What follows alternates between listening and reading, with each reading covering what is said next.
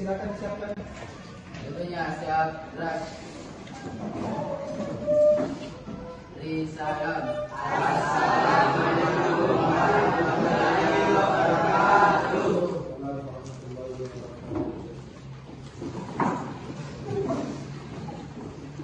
Oke, sebelum kita mulai materi tentang ibadah haji, zakat dan wakaf dalam kehidupan, terlebih dahulu saya absen dulu ya.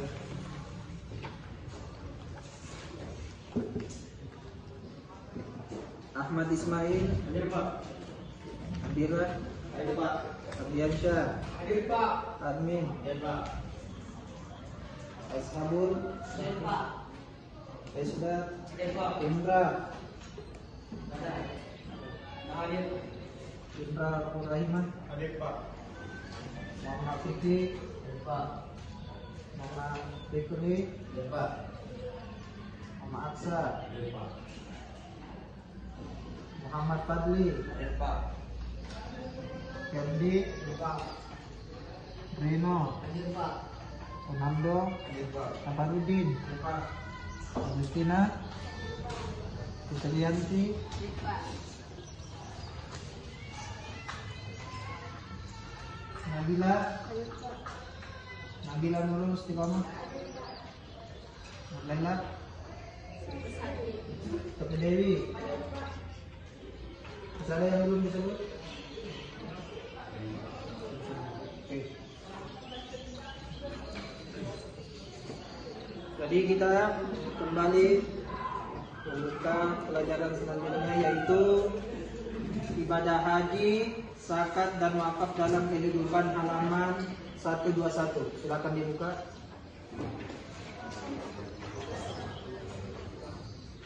Silakan dibuka. Sudah tidak semua?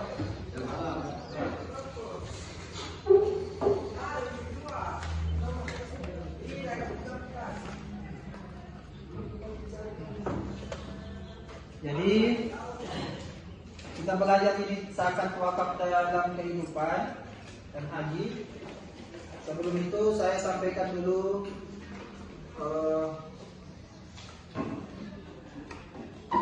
tujuannya.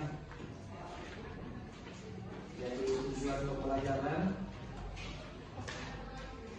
tujuannya itu ya kita lihatkan bersama-sama supaya kita tahu apa yang seharusnya kita dapatkan setelah pelajaran ini.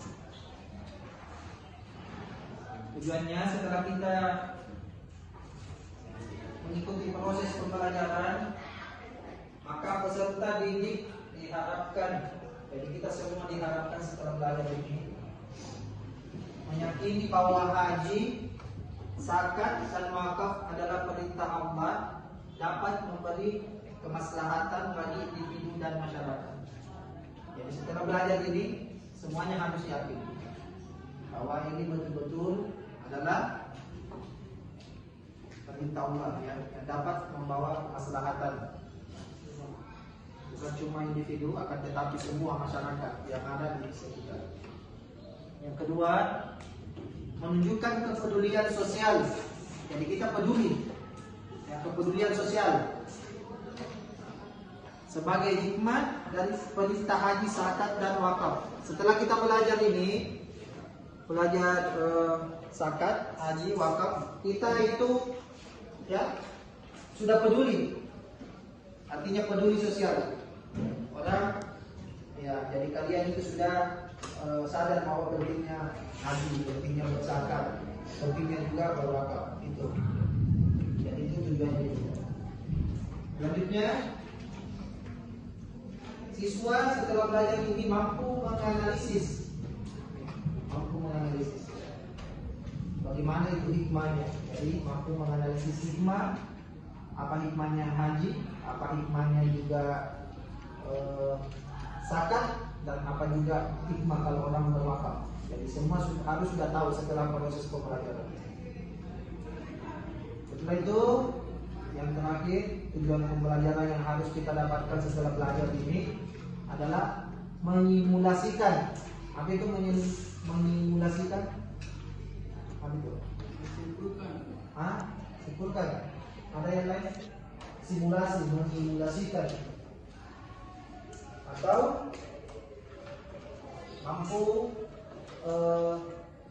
memperhatikan ya, begitu, atau mendemonstrasikan. Simulasi, toh? Biasa kita dengar tuh simulasi. Ya. Nanti setelah belajar ini, Anda betul-betul sudah tahu memperhatikan itu. Oh, kalau haji ini yang kita buat. Oh, rukun hajinya ini yang harus kita laksanakan di sana di Mekah. Oh, kalau orang berzakat, ya kapan bisa berzakat? Oh, nanti kalau sudah ada hisabnya, sudah didapatkan perhitungannya, itu kan begitu. Nanti orang bisa berzakat fitrah misalnya, oh, nanti kalau bulan Ramadan, di penghujung Ramadan, orang harus berzakat fitrah. Yang misalnya bagaimana, nanti dijelaskan. Orang juga kalau berzakat mal, bagaimana caranya berzakat mal, kapan orang berzakat mal, itu nanti juga akan dibahas. Jadi semua siswa harus tahu, ya, harus mampu mengaplikasikan. Begitu juga dengan wakaf, kapan orang bisa berwakaf? Yang mana dikatakan wakaf, yang mana dikatakan warisan, itu kan beda. Jadi nanti kita juga tahu perbedaannya. Jadi metode yang kita nanti aplikasikan ini, ya, belajar zakat wakaf ini adalah metode tanya jawab, metode demonstrasi, dan metode role playing. Ya. Jadi itu metode. Jadi media yang harus kita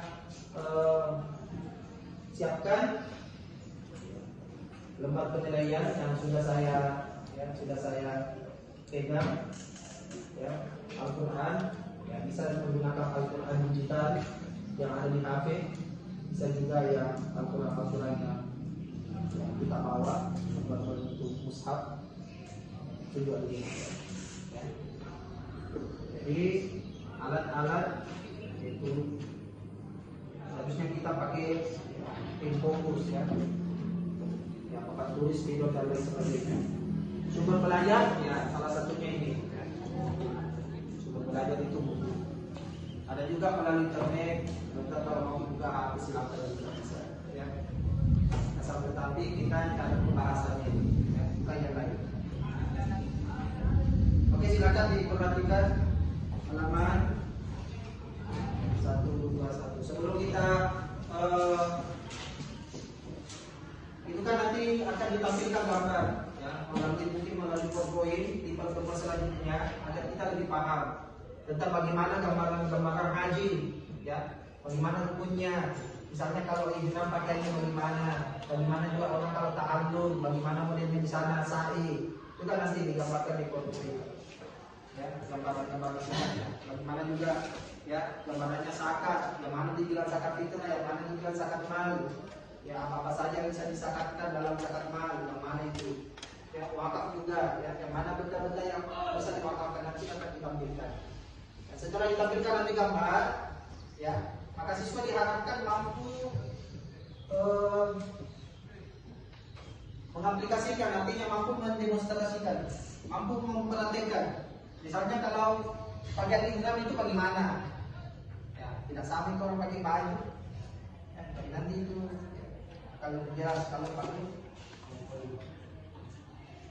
Oke. Sebelum kita menampilkan gambar, kita dulu mau bertanya-tanya tentang masalah haji. Misalnya kalau saya tanya, sebenarnya sebelum kita masuk ke pembahasan haji itu yang ada di pikiran kita semua atau yang ada di yang pemahamannya, kira-kira itu haji itu sebenarnya apa? Sebenarnya haji itu apa? Ya, kita berbicara haji dulu. Setelah itu kita kalau sudah ada bayangan, kita berbicara lagi tentang zakat. Zakat itu apa? Setelah itu wakaf itu apa? Itu dulu. Sebelum kita bincangkan tentang gambar. Nanti kalau sudah ditampilkan gambar, ya, siswa sudah, ya, membayangkan bagaimana caranya memperagakan ini. supaya lebih jelas. Biasanya kalau gambar itu lebih jelas. Jadi kalau penjelasan saya biasanya orang pusing tambah pusing. Betul? Jadi ada yang bisa sebenarnya apa itu Haji? Ya silakan. Namanya. Apa itu Haji? Mengunjungi Baitullah Ka'bah untuk melakukan sholat di Mekah. Oke. Haji itu katanya berkunjung. Oke? Ya. Ya, bukan rumahnya tetangganya dikunjungi dan sholat di situ. Ya, tapi mengunjungi Baitullah. Apa itu Baitullah? Ya, apa itu Ka'bah? Baitullah itu baiti. Itu bahasa Arab. Baiti itu adalah rumah. Kalau tullah ya jadi kita berkunjung ke rumahnya kita berkunjung ke sana. Jadi kita melaksanakan semua rukun haji.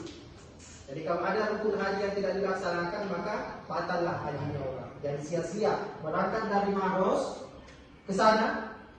Ada salah satu rukun haji tidak dilaksanakan batal sia-sia. Rugi waktu, rugi tenaga dan rugi biaya. Itu banyak kemudiannya. Makanya orang sebelum naik haji ada namanya manasik. Biasa kita dengar manasik. Manasik kan ada di tanggal Ramadan manasik. Manasik itu artinya memberikan pelajaran-pelajaran tentang bagaimana itu haji sebelum berangkat. Tidak ada orang mau naik haji langsung berangkat. Artinya dikasih dulu pemahaman. Sama juga kalau kita misalnya di urusan PPN, ya tidak langsung berangkat ke sana ke sana kita kan tidak. Ya, kita kan tidak tahu apa divisi, tapi ada juga pembekalan. Makanya juga kita kalau mau naik haji dibekali dulu ilmu.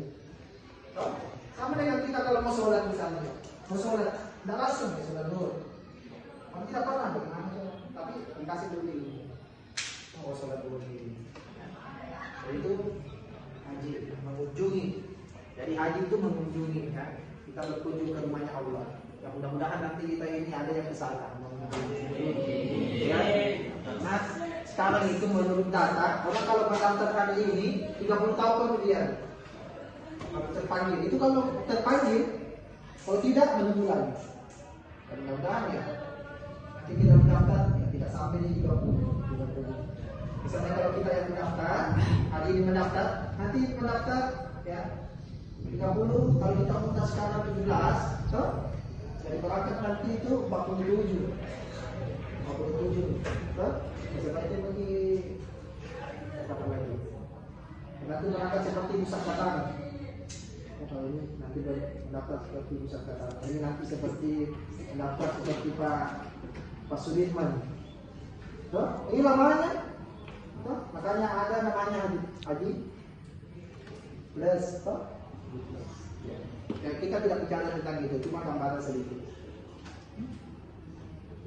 Jadi hukumnya haji itu siapa yang tahu hukumnya haji?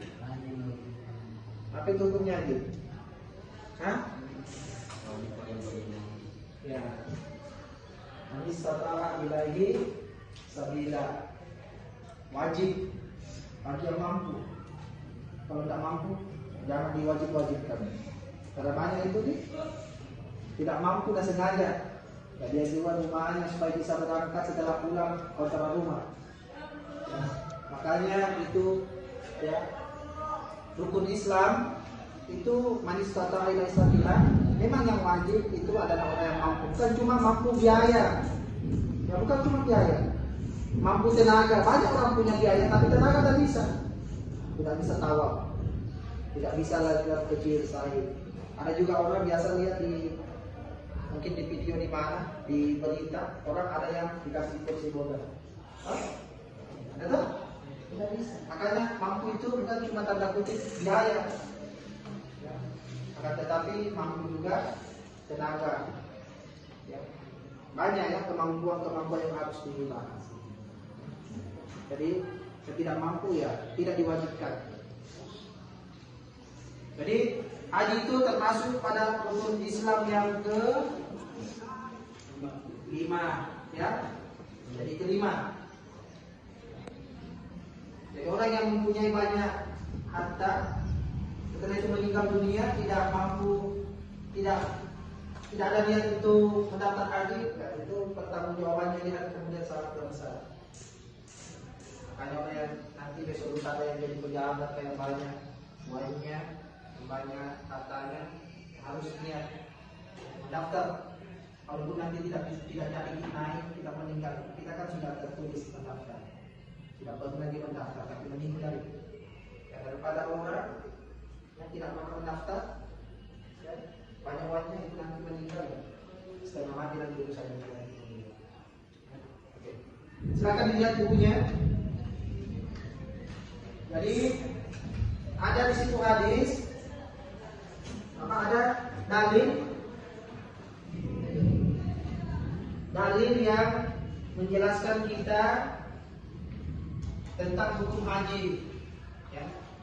Siapa yang bisa baca? Ada Al-Quran di sini. Ini halaman 12, 125. Ini Quran surah Al-Imran. Ini. Jadi ini pertemuan awal ini kita cuma menjelaskan dulu. Setelah itu tanya jawab, setelah itu demonstrasi. Nanti ada gambarnya, ya. Ada gambarnya nanti kita bisa paham. Nanti bisa diperagakan. Misalnya ditunjuk salah satu siswa begini kalau saya lagi, ya. Sampai bisa aja dalilnya. Hah? Dalil. Bisa baca. Di ayat itu siapa yang ya nih, kan? Jadi ini terangkat. Ya. Silakan dibaca. Yang lain perhatikan bukunya.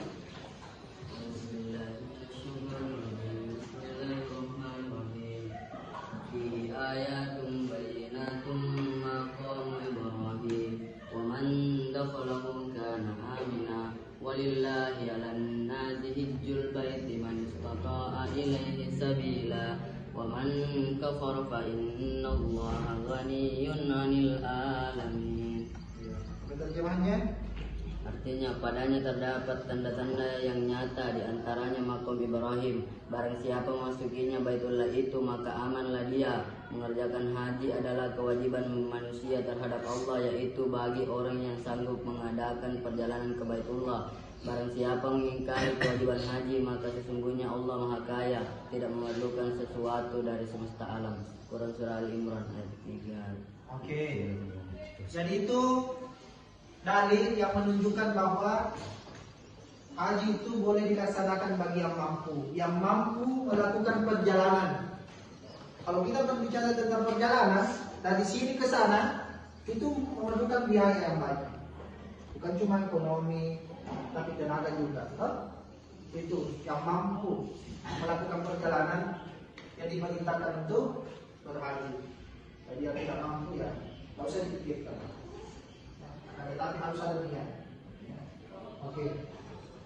Kalau kita masuk kepada syarat dan rukun, ada syaratnya. Dan tidak semua orang mampu, ya. Artinya saya punya biaya, saya sehat, saya harus ke sana. Tidak, tapi ada syaratnya. Ya. Jadi ada syarat untuk kita berhaji. Yang pertama, Islam, ya.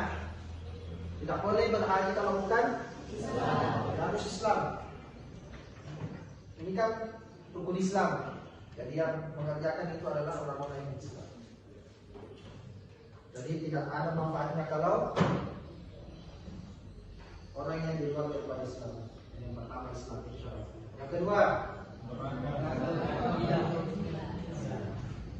akal. Banyak juga manusia yang tidak ada akal.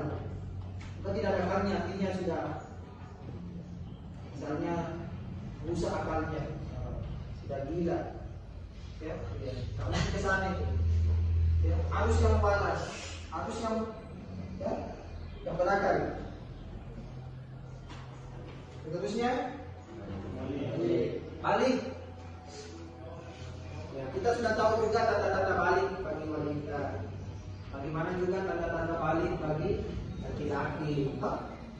Ya.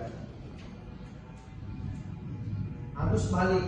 Jadi orang yang tidak balik itu cuma sunnah. Kalau tidak balik, misalnya berangkat haji, itu nanti kalau sudah balik harus mengulangi lagi. Alangkah baiknya kalau kita tunggu balik saja dulu. Ya. Saya rasa kalau di ruangan sini balik semua ya, maka melampaui balik mungkin. Ya, sudah balik semua. Sudah bisa semua berkeluarga. Ya, balik. Ada yang perlu balik? Hah? Ada yang perlu balik?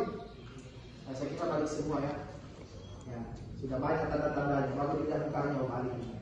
Oh ini masih anak-anak. Oh ini sudah tua. Oh ini. Itu ada tanda-tandanya semua. Tanda-tanda balik bagi perempuan ada tandanya. Tanda-tanda juga balik bagi laki-laki ada juga. Makanya orang yang akan melaksanakan haji itu adalah balik. Oke, selanjutnya ada muhrimnya. Kami itu muhrim. Ada keluarga. Apa lagi? Ini muhrim dulu ya. Muhrimnya. Biasanya itu disyaratkan ya orang yang apalagi mampu dalam segala hal, misalnya biaya kesehatan, keamanan, nafkah bagi keluarga yang ditinggalkan. Ya, jadi kalau besok lusa kita punya rezeki mau berangkat haji, itu harus juga menyisipkan bekal untuk orang yang di belakang yang ditinggalkan. Jangan dibawa semua. Ya. Kenapa kau bawa semua itu? Karena saya mau melakukan perjalanan jauh. Bagaimana dengan saya? Ya, biar kita di sini. Ya, kelaparan kalau apa terserah. Ya tidak bisa. Harus ya mampu segalanya. Harus juga sehat. Jangan pergi sakit. Kita berangkat juga harus sehat. Jangan sakit-sakit. Misalnya ya, ada penyakit kronisnya. Ya biasa kalau kambuh misalnya ya orang dibikin rekod semua. Ya. Jadi harus juga sehat. Bukan cuma biaya, kesehatan juga penting. Apalagi keamanan. Harus juga aman. Harus juga merasa aman. Jangan sampai kita berangkat, ya. Jangan sampai berangkat, ya, merasa tidak aman. Harus juga kita punya rasa aman. Oke, itu tadi adalah syarat wajib haji. Jadi ada syarat wajib. Ini syaratnya wajib. Kalau tidak bisa terpenuhi ini syaratnya, nggak usah berangkat. Setelah itu ada juga namanya syarat sah. Jadi kalau mau sah amalan haji, ibadah haji, ada juga syaratnya. Apa itu? Ya, sama tadi ya, Islam balik, berakal, dan yang terakhir merdeka. Apa itu merdeka? Merdeka? Pasti merdeka. Hah? Ya, bukan apa. Ada juga kalau di zaman Nabi itu namanya budak. Oh? Terikat sama orang. Harus bebas semua. Artinya merdeka. Tidak ada paksaan, tidak ada perintah, tidak ada yang pokoknya kita sendiri yang mau. Ya, jangan baik kalau pengennya. Kalau tidak saya minta. Artinya kita merdeka ini. Karena kemauan.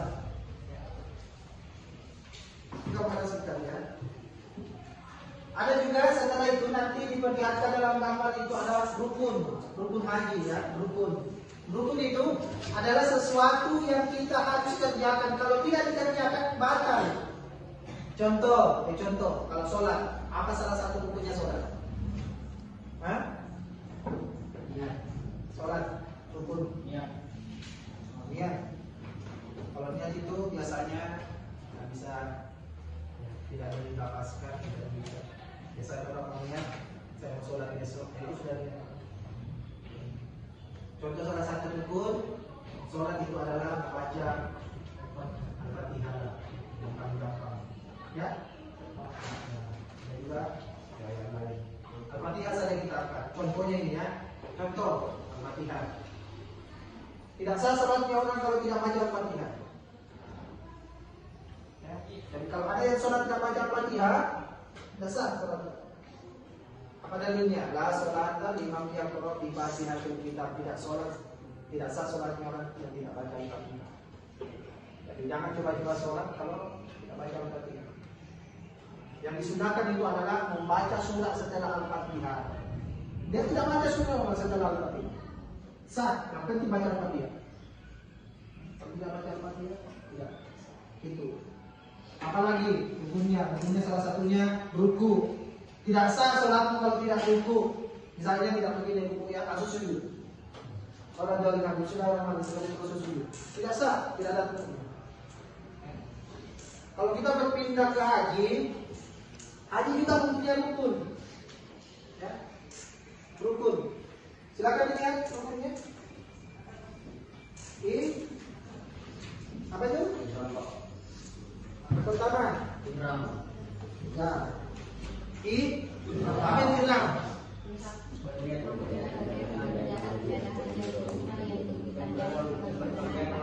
Ya, oke. Jadi berpakaian warna Putih. berpakaian warna putih, ya. Jadi orang ditandai dengan berpakaian.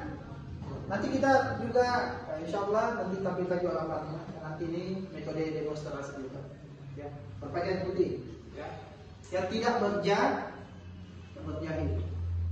Jadi dua itu. Ada yang dikasih begini, ya, dipasang kayak sarung. Ada juga begini.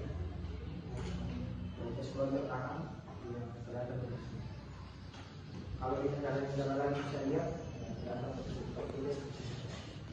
nanti juga ada kain, saya usahakan ada kain. Ya, kalau kita tidak bisa alihkan kain putih yang betul-betul dipakai, kalau kita gunakan saja kain kapan. Ya, kenapa apa? Ini namanya modal tetap, artinya cuma demonstrasi. Kapan saja dipakai. Oke, nanti insya Allah kita lanjut lagi. Pertemuan kedua lagi. Ya, lebih jelasnya nanti kita tampilkan gambar supaya kita lebih paham. Ya. Dan juga